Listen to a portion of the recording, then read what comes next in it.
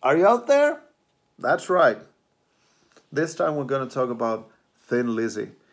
Uh, so what can you say about them that hasn't already been said? Especially the character of Phil Lynott is such an emotional and kind of sad character. At the same time, so full of life and enjoying all the excesses of rock and roll music, but at the same time, you kind of feel bad for the guy. He really is very open and brings so much emotional content on his lyrics, and those wonderful twin guitar harmonies and melodies, they really hit you hard. And the huge influence of Thin Lizzy, even after they finished off in like 83, 84. Uh, they have influenced so many bands with their twin guitars and harmonies and all that. Iron Maiden comes to mind, but so many others as well. So really cool band, and anytime you hear Thin Lizzy, it really makes you feel something in that deep black heart of yours or mine. The first album I've got is Jailbreak. I'm not saying their old stuff is bad, but their, I think, two or three first albums are kind of like folk music almost, very acoustic and not as rocking. I think though Fighting is a pretty good one. That's one before this one. It has several good songs, but this is the one where they really hit hard. And Boys Are Back in Town was released on this album. Emerald, Warriors, Jailbreak, lots of great stuff here. Cowboy song also. So I would really recommend getting this remastered version. There's a bonus disc here, some cool bonus stuff, some demos and some BBC stuff and stuff like that. A really cool one, probably an album that most rock fans already have. Here's another one from 1976, later on that year, Johnny the Fox. I think this is pretty much equal quality to Jailbreak. It doesn't have maybe the biggest hit songs on it, but I would argue it's a really good one, and I really enjoy listening to these even back to back because they're so nicely made. My favorite tracks here would include Rocky, Don't Believe a Word, Massacre, stuff like that, But I really tend to listen to the whole album anyway. So it's a really smooth sailing with some softer moments and some harder rocking moments, and it's a really wonderful album. Also, there's a bonus disc on this remastered version, so that's nice. Bad Reputation was a bit of a letdown for me. I mean, the album starts off really well with Soldier of Fortune and Bad Reputation, and then you get the amazing, the awesome Opium Trail. What can you say about that? Opium Trail is definitely my favorite track on this list and one of my all-time favorite Thin Lizzy tracks. Southbound is kind of nice and mellow. The B-side, I don't know, I'm not such a big fan of that. Also, kind of a weird cover. Kind of somehow feels a bit rushed. There's the other guitar player is missing. Even the remastered version only has one disc this time, so there are like a couple of bonus tracks there. But it's still a vintage classic Thin Lizzy, so I like having that one as well.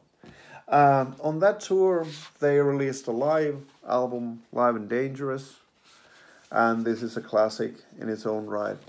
I guess if you have Live and Dangerous, you don't necessarily need Bad Reputation, especially if you have this remastered version. It's got some bonus tracks. It even has the live DVD of Live and Dangerous, so that's cool. But I think it even has bonus tracks. Yeah, Opium Trail is there. So if you have the remastered version, you definitely have the best song of Bad Reputation there. And also the title track, Bad Reputation. So really get this version, and maybe you don't even need that previous studio album. Also, yes, I think is an unofficial release. One of those weird albums I got from my trip in Tokyo. There's Soldier of Fortune here live and some other songs. I think this is from the same tour, 1977, Philadelphia. This is, what's that called? You know, what's it? Biscuit Flower or whatever it's called. I can never remember.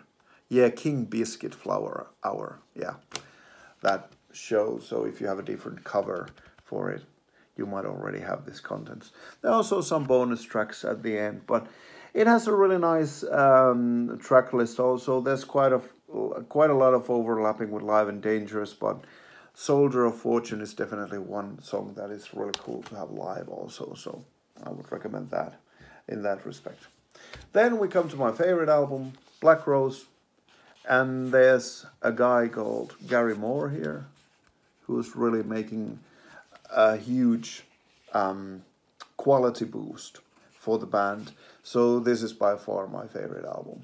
I'm also aware that Gary Moore did play on earlier Thin Lizzy on one of their albums, but this is the real deal. It's probably one of their heaviest albums, not the heaviest, but one of.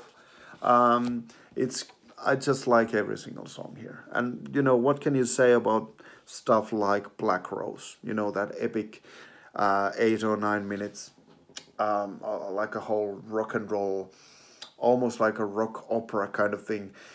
You know, just one riff from to the next. You know, it's like a whole legend of different Irish folk songs and stuff. It's brilliant, and the guitar playing is amazing, and the melodies just keep flowing, and it's beautiful. You get Got to Give It Up, which is really hard hitting and emotional. You know, I've got to give it up, that stuff.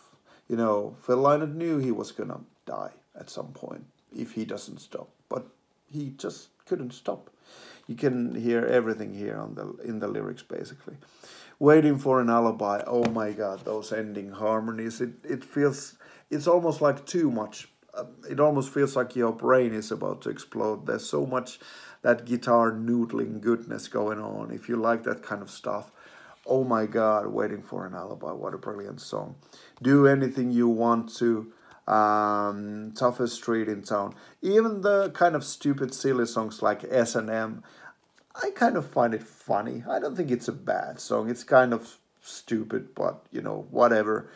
Sarah is so sugary and sweet. I should hate that, but I kind of like that one. I like all the little things that Gary Moore throws in there. And Get Out of Here, yeah, that's fine. With Love, that's another pretty good song. So definitely my favorite Thin Lizzy album. It's just magical. They followed that one with Chinatown. And this is one of those albums that many people seem to hate. But actually, I think this might be my second favorite. So this is, in my opinion, probably the best album after Black Rose. I like We Will Be Strong and Chinatown with that really catchy riff, which just keeps like coming closer and closer, and it really captures you and takes you on this trip.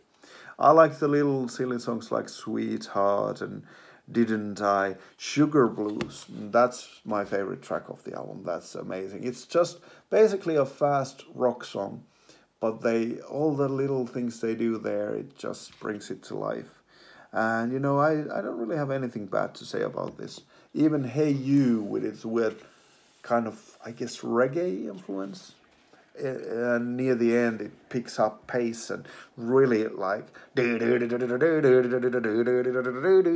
hits you hard. So I like this one almost equally to Black Rose. Then I think they released Renegade at this point. For me, it's not that special. It's not a bad album by any means, but it doesn't seem to offer me anything that I don't get from these other albums. So I jumped to the final one, which is Thunder and Lightning, and this isn't the remastered version. This is a regular one, but I really like it. It's certainly their heaviest album. So if you want to hear the heavy metal version of Thin Lizzy, get this one. They are getting old here, and you can kind of hear it, but in a really good way. Song like The Sun Goes Down, it's really crushingly heavy, even though it's a ballad song. And kind of it should be a mellow song, but it feels really heavy and dark. Also the way it handles its subject. Thunder and Lightning, this is the one. Holy War. You get lots of these choruses where Phil Lynott has this interesting rhythm in the lyrics and the way he sings. Lots of really catchy choruses here also. And the B-side isn't half bad either with Cold Sweat. Some days she's gonna hit you. Some days she's gonna hit back, and Heart Attack and stuff like that. Maybe the best stuff is on the A-side, but it's. I think it really holds it on. One of my favorite Thin Lizzy albums as well. Here's the vinyl version of Black Rose.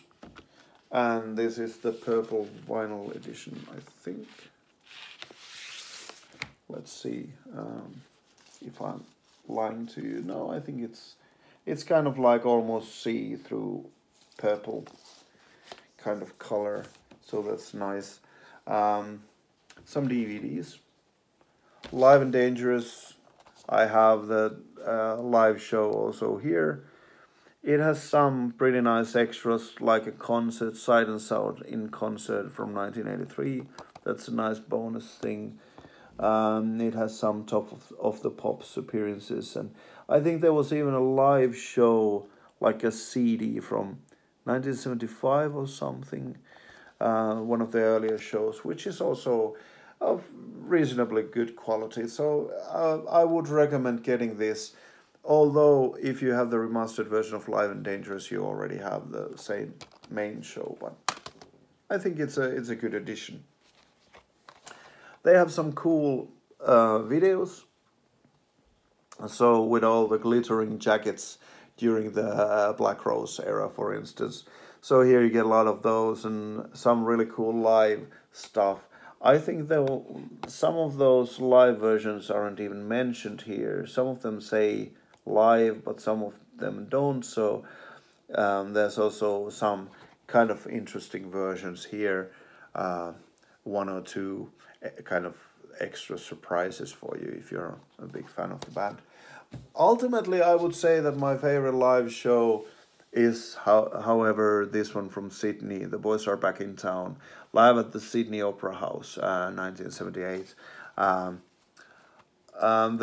They used to have this really terrible quality version of it floating around, which had a great show, but really terrible picture and sound quality. This one has now fixed it. So it's kind of expensive because it's a pretty new release, but it's a good one. I just remember that I also have that box set with the big booklet. I think it was on sale for 15 euros at one point, and it's like a 4-disc collection, so it's kind of ridiculous that they would sell it brand new for that price, but I guess they had some extras. I think it's called like Angels Warriors, something like that. King's Warriors, you know. Each of the 4 discs has its own name. Anyway, there are some also, I think there was some songs that they haven't released before on DVD. So they have included those here, and it also includes the brand new document, which was fine. I think it's probably a thing you're gonna look through once and maybe not that much more often, but there you go. And that's it for Thin Lizzy. So, you know, keep the metal thing going there and enjoy some good music, whatever you're gonna do. Listen to some Thin Lizzy, alright?